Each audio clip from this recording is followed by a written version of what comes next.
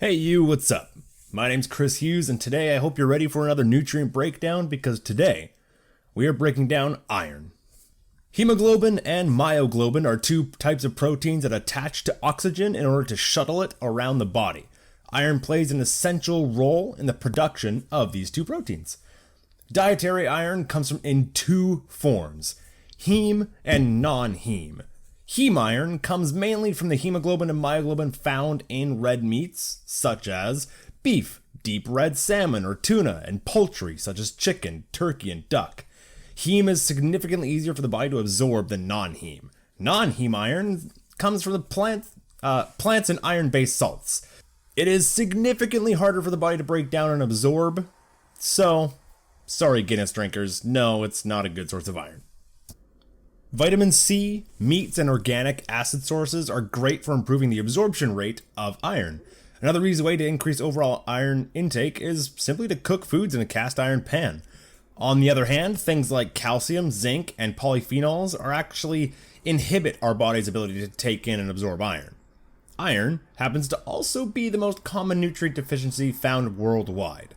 The causes vary and are many, such as plant-based or grain-based dieters eat loads of iron-rich foods, but they digest the plant-based and or grain-based, which are the non-heme. These are the harder to digest iron sources. So since they're mainly from non-heme sources, the body doesn't actually take in as much as they think they are. A deficiency in vitamin A can actually intensify the deficiency symptoms of iron. This can reduce copper levels in the body, and we need copper to properly metabolize iron. Women tend to require more adequate levels of iron for things like menstruation and pregnancy health, as they burn through it much faster and also tend to have a more likelihood to be plant-based eaters over men and or restrict food intake, compounding the problem. However, keep in mind that iron overload also comes with its own plethora of problems.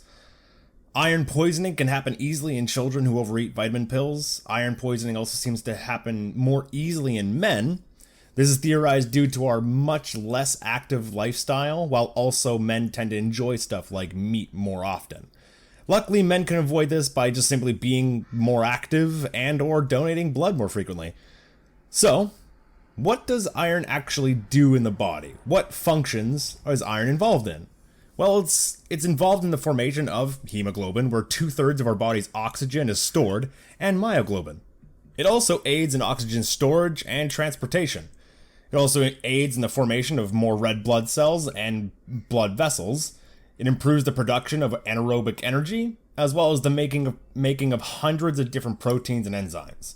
So, what happens if you're deficient in it? What happens if you don't get enough of it? Well, anemia, which is the condition in which you lack enough healthy red blood cells to carry adequate oxygen to your body's tissues. Having anemia can also make you feel tired and weak.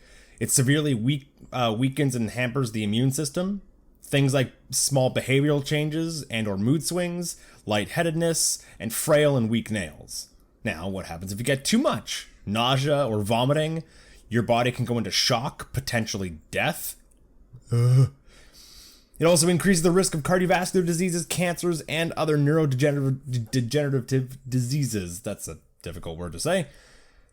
Now, the final part. Where can we acquire it? Well, non-heme sources. The best non-heme sources tend to be beans and legumes, meat, specifically beef, dark green leafy vegetables, organ meats, whole grains, peppers, seaweed, dark poultry, so like dark meat on chicken and turkey, molasses, fish, olives, shellfish, seeds, especially pumpkin seeds, and potatoes.